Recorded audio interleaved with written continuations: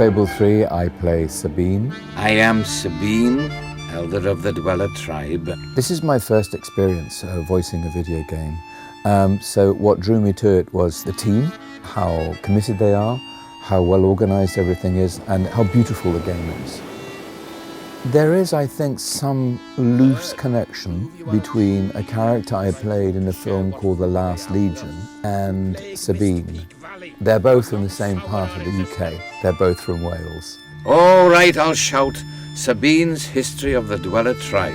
And I apologise to any Welsh players of the game for my Welsh accent, but I did have a go. So royalty walks into our home.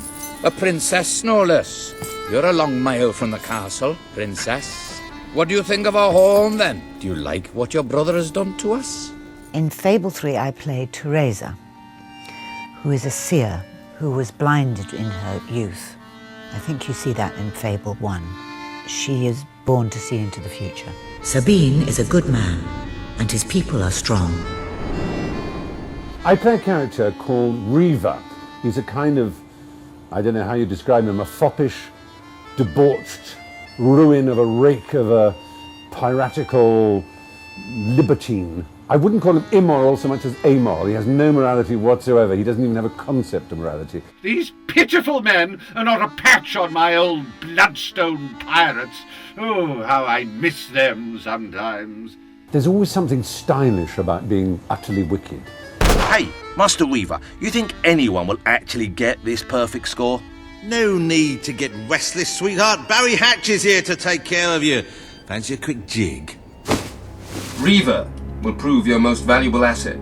The character I play in Fable 3 is Logan, who is the King of Albion. This is my Albion. Its people will do as I say, or they will die. Its future will be as I decree, or it will end. It's my first time playing a video game character, and it's really interesting because it's another sort of form of storytelling. What are you doing here? The war room is no place for a child. What was really helpful was when I got sort of, sketches and images of the character, and through that I could sort of gather a lot of information, really, sort of an air of sort of pomposity and arrogance and paranoia. Take my sister and her friend to the throne room. We shall settle this matter officially. When Logan started to behave so appallingly, I told myself he wanted to prove his strength by seeing off a few agitators. In Fable 3, I play a character called Elliot, who's the female hero's kind of love interest, potentially. To force an entire kingdom to live in fear. That's true tyranny. He's a very genuine, kind man who is kind of the moral barometer for the female hero. Not a great fighter, pretty useless, and gets in a lot of trouble. All hail the Queen of Albion! I play a character called Sir Walter Beck, who's the kind of typical right-hand man of the monarch. Oh, balls to you all. He's loyal, he's honest, he's a hard fighter. Ha-ha! You only went and broke it. Look at that. Am I a great teacher or what? He's everything that a king would want, just here. Blocked! Stick that up Logan's pipe and smoke it. In Fable 3, I am playing the part of Ben Finn, who is a sort of rapscallion, soldier-cum-adventurer who, had a difficult life. He grew up on the wrong side of the tracks, didn't really want to. He's always been quite a moral guy. He's always been kind of wanted to do the right thing, but was just dragged back into criminality again and again. But eventually, he joined the Royal Albion Army and sort of became this sort of, the guy he wanted to be. Ow! It's like being hit by a frozen sock!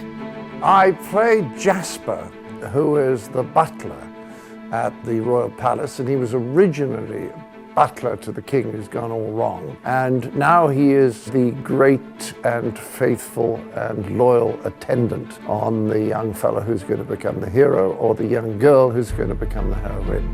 You've a new mask, an exciting mix of daring and dashing. A bit like my first cat, Simon.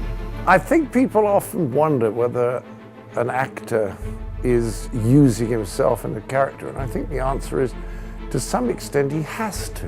One of the things that's missing from a lot of video games is good writing and good voice work. I mean, they require that. It's just because they're video games doesn't mean they don't require the same attention that movies do, or television, or what have you.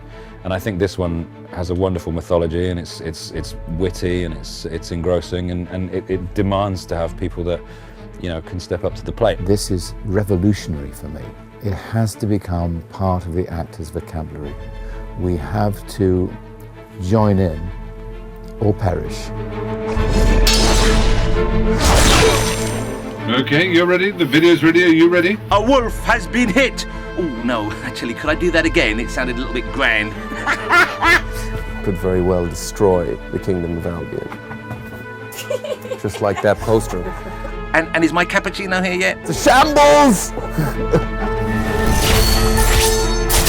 My advice to anyone who wants to play this game and win and overthrow Logan and be a good leader is to be yourself. Don't try and second guess. Don't try and think, oh, I wonder if the game wants me to do this or the game wants... It's not about that. It's about you, the player.